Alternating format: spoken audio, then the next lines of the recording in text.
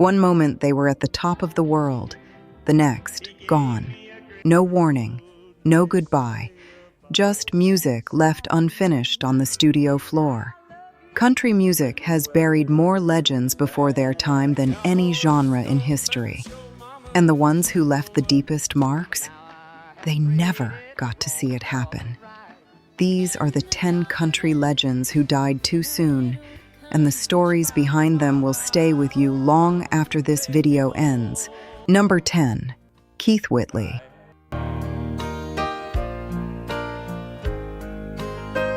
Most people come to country music slowly. Keith Whitley came to it like a man who'd been born inside the music and was just learning how to live outside it. Yeah, you said bear. By 1989, he had one of the most distinctive voices in Nashville. Honest, aching. There's a truth in your eyes. Say The kind of voice that made you feel like the song was written specifically about a moment in your own life. lets me know that you need me. There's a truth. Don't Close Your Eyes hit number 1 on the Billboard Hot Country Singles chart in early 1989.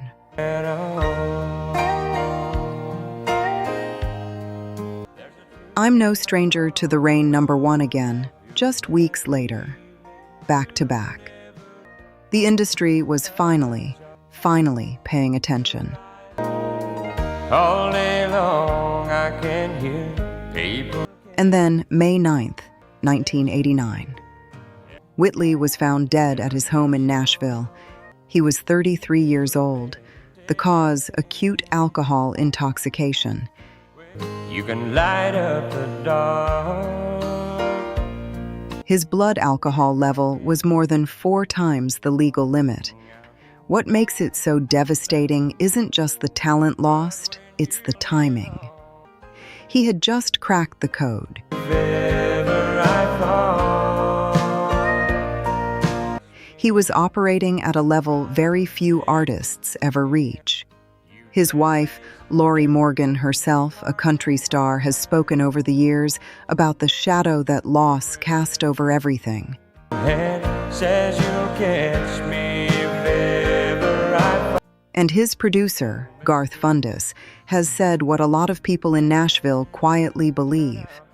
Keith Whitley was just getting started. The albums released after his death outsold everything he put out while he was alive. Could never explain what That's not a footnote. That's a gut punch. He left behind a sound that influenced nearly every male country vocalist who came after him, from Dierks Bentley to Sam Hunt. at all. A whole generation of singers trying to find what Keith Whitley made look effortless. He was 33 years old, and country music has never quite sounded the same without him. Old Mr. Webster could never. Number 9. Patsy Cline. Before Shania.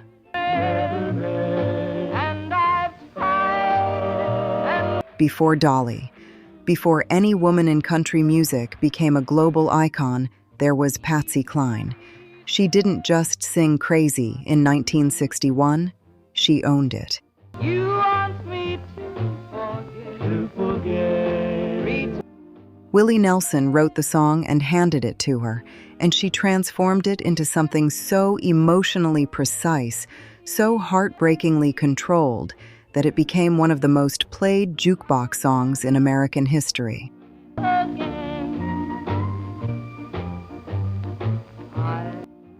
By early 1963, Patsy Cline was the biggest female star in country music. She had crossed over to pop. She was playing Carnegie Hall. She was recording in ways that other Nashville artists weren't even thinking about, yet lush arrangements, studio sophistication,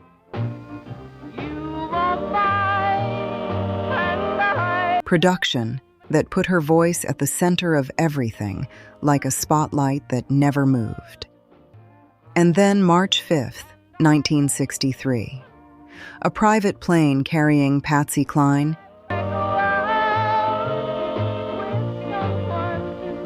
cowboy copas, and Hawkshaw Hawkins went down in a forest near Camden, Tennessee. She was 30 years old. 30. Let that sit for a second.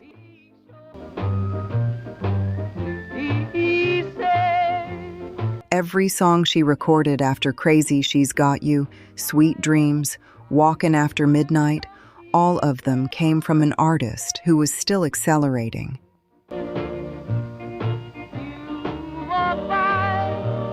Still growing, still finding out what she was capable of. The recordings she left behind are so complete, so fully formed,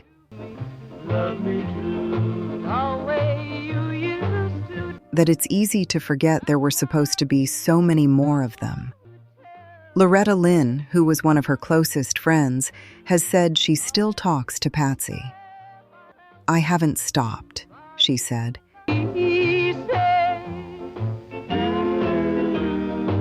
She was the big sister I needed. Patsy Cline didn't just die too soon. She died before the music industry knew what to do with a woman like her, and she was teaching them.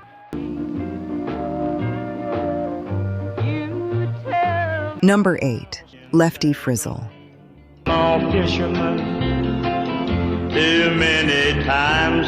Here's a name that deserves to be said louder in every conversation about country music history.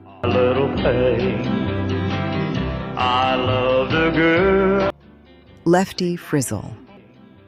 In 1951, Lefty Frizzell became the first country artist to have 4 songs in the top 10 of the Billboard country chart simultaneously. He called me, that son of a Saginaw fish. Not 2, not 3, 4, in the same week. That record stood for decades. His vocal style, the way he bent notes, like a crazy fool, I'm a-digging in this frozen. The way he stretched syllables like taffy directly influenced Merle Haggard, Willie Nelson, and through them, virtually every honky-tonk and outlaw artist who ever picked up a guitar.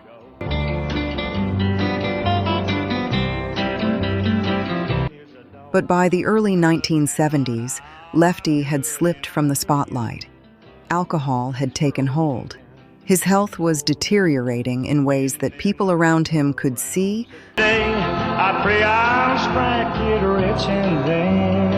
but nobody could stop. He was recording sporadically, playing smaller venues. If the industry had moved on the way it always moves on, chasing the next thing. Oh, you're dead. I'm coming back, a richer man. In 1975, Lefty Frizzell had a massive stroke at his home in Nashville. He was 47 years old. Her dad met me inside. He had just started to experience a small revival of interest. Merle Haggard, who worshipped him, had been talking him up publicly. There were whispers of new recordings.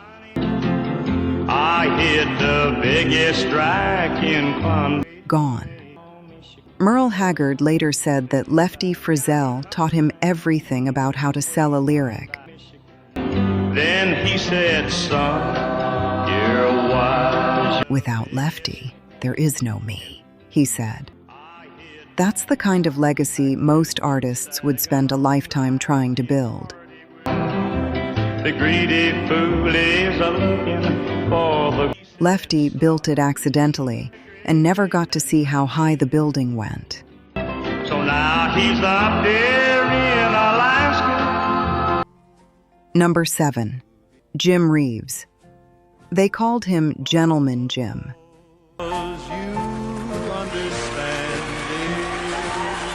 And if you've ever heard that voice, warm as fireside bourbon, smooth as velvet over gravel, you understand why.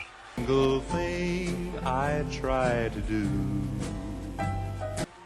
Jim Reeves was doing something in the early 1960s that the Nashville establishment wasn't sure how to categorize.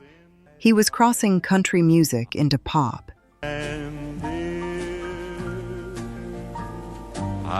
Into what they called the Nashville sound, sophisticated, lush, accessible to people who had never owned a cowboy hat in their lives.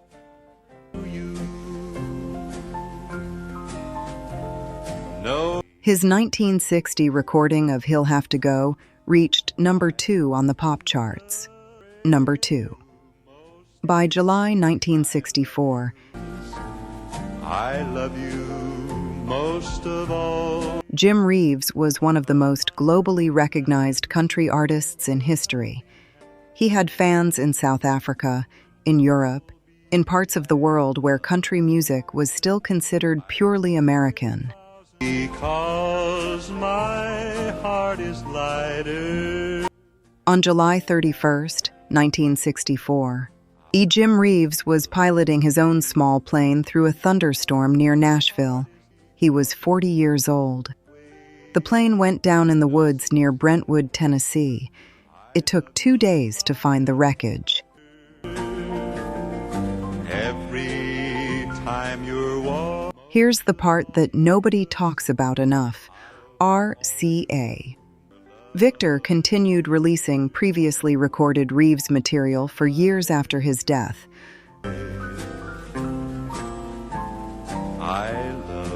The posthumous hits kept coming: This Is It, Is It Really Over, Distant Drums.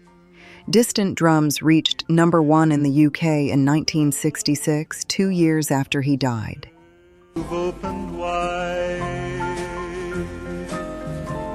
He was so prolific, so talented, that his catalog sustained a career beyond the grave. And the voice, that voice. There are people discovering Jim Reeves today, in 2025.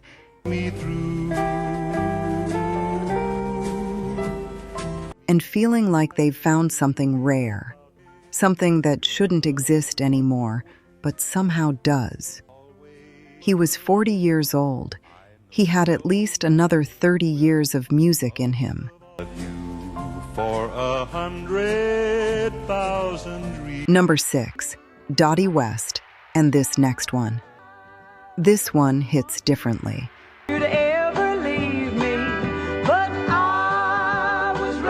Because it wasn't a plane crash or a sudden illness. This was a car, a flat tire, a freeway. A bottle of Coke and the joy that the bluebird. Dottie West was a Grand Ole Opry legend. She won the first Grammy ever awarded to a female country artist in 1964 for Here Comes My Baby. And about the morning that makes each day a joy. She was one of Kenny Rogers' most beloved duet partners. Every Time Two Fools Collide, What Are We Doing in Love, massive records.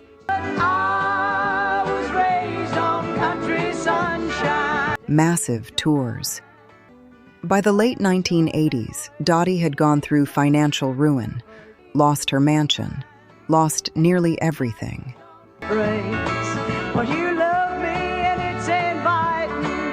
But she was fighting her way back. She was performing again. The fans hadn't forgotten. In August 1991, Dottie West was on her way to a show at the Grand Ole Opry.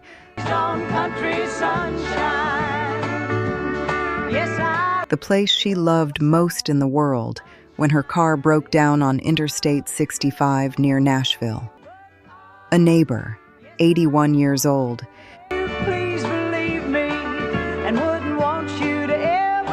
stopped to give her a ride. The car crashed on the way to the Opry.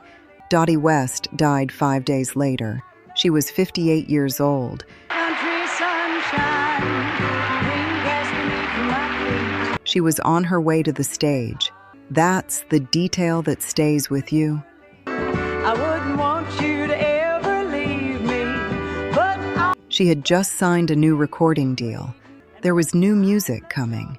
She was in the middle of the comeback story she had worked so hard to write. I'm happy with the simple things. A Saturday night. The Grand Ole Opry went silent when they made the announcement that night. Some artists leave the stage gracefully. Bottle of Coke and the joy that the bluebird brings. Dottie West never got the chance. She was still running toward the music when it ended. If these stories are hitting you the way they're hitting me, go ahead and subscribe.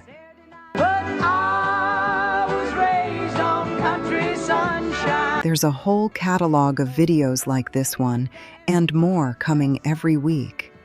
This community is built for people who believe country music deserves to be told right. Morning that makes each day a joy to see. But don't go anywhere yet. Because what comes next, the top 5, these are the ones that rewrote history. Peaceful feeling to rest inside of me. One of them was in the middle of recording an album that would have changed everything. Another Yes, I love you, please. was 3 weeks away from signing a deal that would have made him the biggest star in the country. You need to hear these. Yes, I love you, please believe me. Number 5, Troy Gentry of Montgomery Gentry. Every November. Montgomery Gentry were the kind of duo that reminded country music of what it was supposed to be about: loud, real, working class. And the long nights get longer. My Town, She Couldn't Change Me, hell yeah. These weren't polished radio songs manufactured in a boardroom. They were boots on the ground country from two guys who meant every word.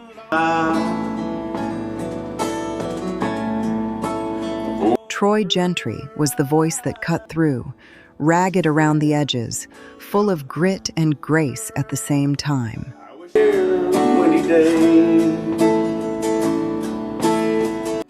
On September 8, 2017, Troy Gentry was killed when a helicopter he was a passenger in crashed near the Medford Lease retirement community in Medford, New Jersey.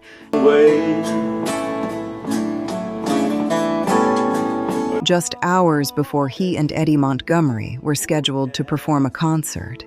He was 50 years old. Eddie Montgomery, his partner of more than 25 years, had to walk out and face a crowd that didn't yet know what had happened. He told them,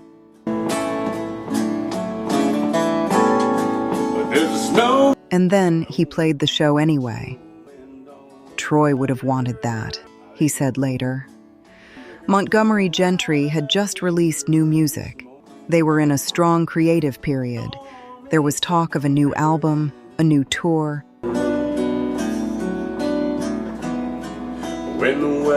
A return to the spotlight they'd earned in the early 2000s.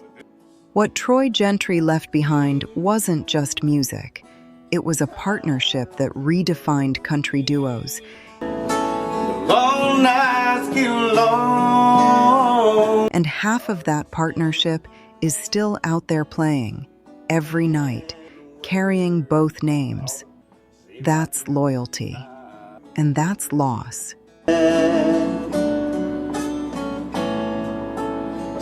Number 4, Waylon Jennings, a different kind of too soon.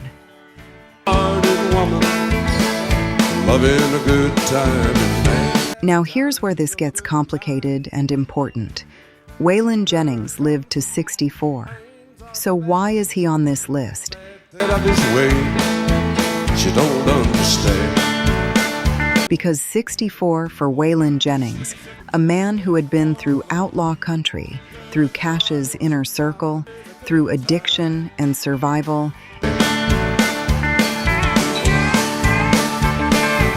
and creative reinvention, 64 was too soon. By the late 1990s, Waylon was in poor health. Diabetes had taken a devastating toll. 3 teardrops and back. He lost a foot to the disease in 2001. He died in February 2002. But here's what makes this one of the most painful losses in modern country history. Children and girls of the night. In 2001, Waylon Jennings had been working on what people close to him called the album, the definitive late career statement.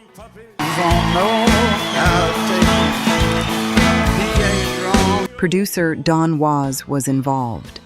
The sessions were going deep, raw, confessional.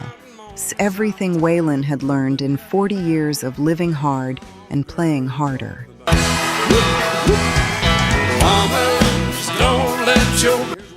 He died before it was finished. What exists of those sessions has been described by people who heard the rough mixes as some of the most powerful music Waylon ever made.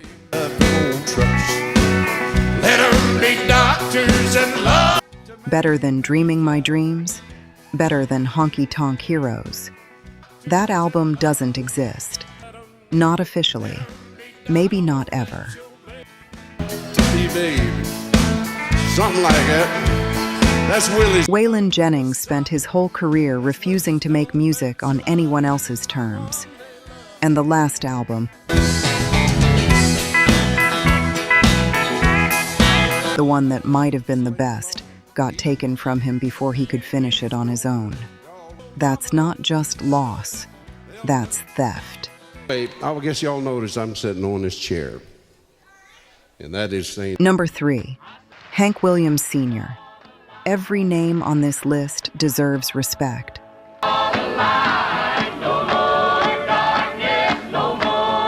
But this one is different. This one is the beginning of everything.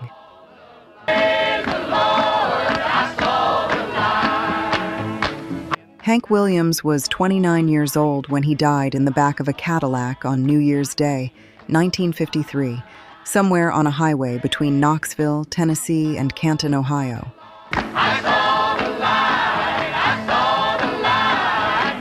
29 years old, and yet you're cheatin' heart. I'm so lonesome I could cry. Hey, good looking, jambalaya. Cold, cold heart.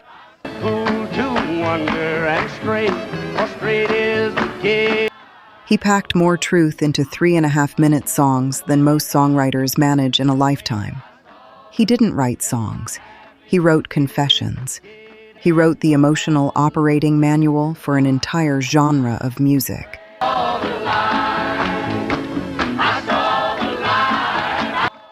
The Grand Ole Opry had actually fired him in 1952, just months before his death unreliability. Missed shows, the drinking, the pills.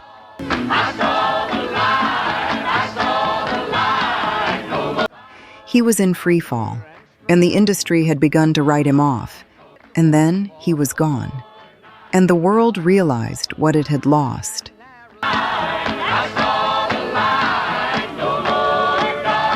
Tony Bennett recorded Cold, Cold Heart in 1951. It became a massive pop hit. Other artists had been covering Hank Williams songs while he was still alive.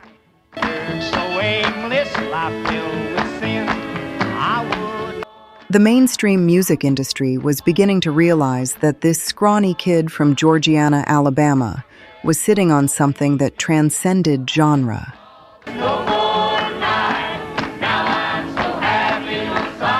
He never got to see any of that fully unfold. Bob Dylan has said Hank Williams influenced him more than anyone. Bruce Springsteen, Johnny Cash, Chris Christopherson.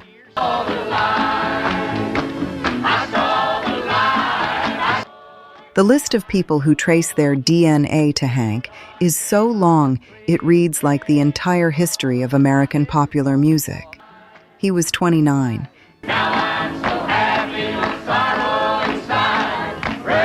He had been a professional recording artist for about 6 years. 6 years. That catalog. That legacy.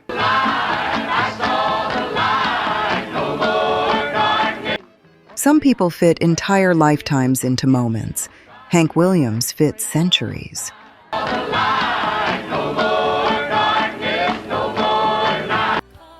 Number 2, Joey Feek. You might need a moment for this one. Mom was in the kitchen Joey Feek was one half of Joey plus Rory, a husband and wife duo who built their career the old-fashioned way.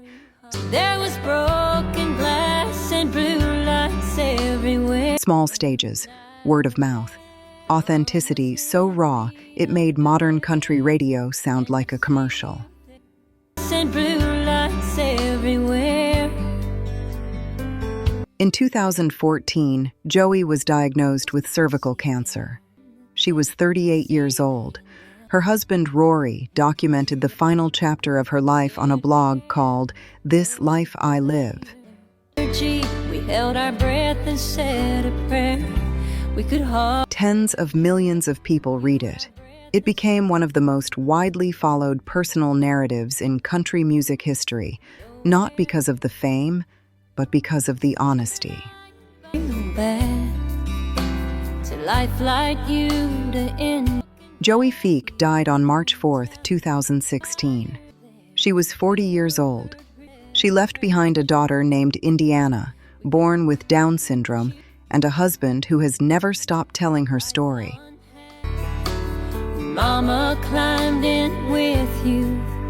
Their album Hymns, recorded when Joey was already very ill, became one of the best-selling country albums of 2016, not because of radio play, not because of a major label push, but because people needed it.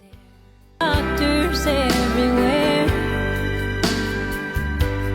There's a recording that Rory has described a final vocal track that Joey sang when she could barely sit up. He hasn't released it. He says he may never release it. Some music is too sacred for public consumption.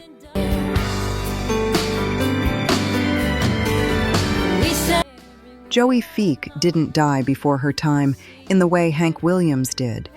She knew what was coming. She faced it with her eyes open and her voice steady. In our little country church, there must. And in doing so, she reminded an entire generation of listeners what country music, real country music, is supposed to feel like. It's supposed to feel like that. You'd think after 10 years, it wouldn't make. Number 1, John Denver. Older than the trees, younger than the mountains. Here's the thing about John Denver that country music has never fully resolved. He wasn't always claimed by the genre. Pop radio loved him. Folk circles embraced him.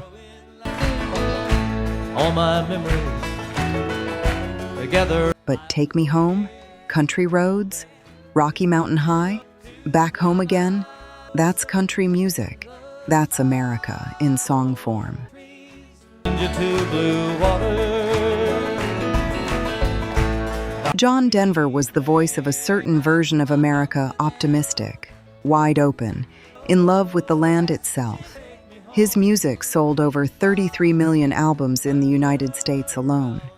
Dark and dusty, painted on the sky. He was one of the biggest stars of the 1970s, full stop. By the early 1990s, his commercial momentum had slowed. The radio landscape had changed. Painted on the sky, misty taste of moon. But Denver was still performing, still writing, still burning with the same love for music that had driven him since he was a kid in Roswell, New Mexico, with a guitar and a dream. Home, country road. He was working on new material, and he was talking publicly about a creative resurgence. There were projects in development collaborations, a new tour, new recordings. I hear you now, country roads, take me home. On October 12, 1997, John Denver was piloting an experimental Rutan Long-Easy aircraft over Monterey Bay in California. The plane went down into the water. Mama, take me home. He was 53 years old, and here's what makes this one haunt you. 2 weeks before he died, John Denver gave an interview where he talked about how excited he was about the music he was making. Take me home. He said he felt like he was just beginning to understand what he wanted to say. He said the best work was ahead of him. 2 weeks later.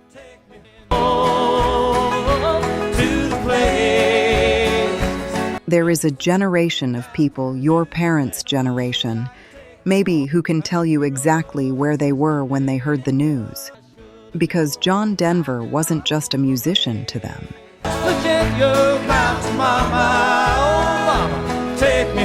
He was a feeling. He was summer road trips and front porch evenings, and something good about being alive in America. That feeling was 53 years old and still growing. And then it was gone. Take me home, country road.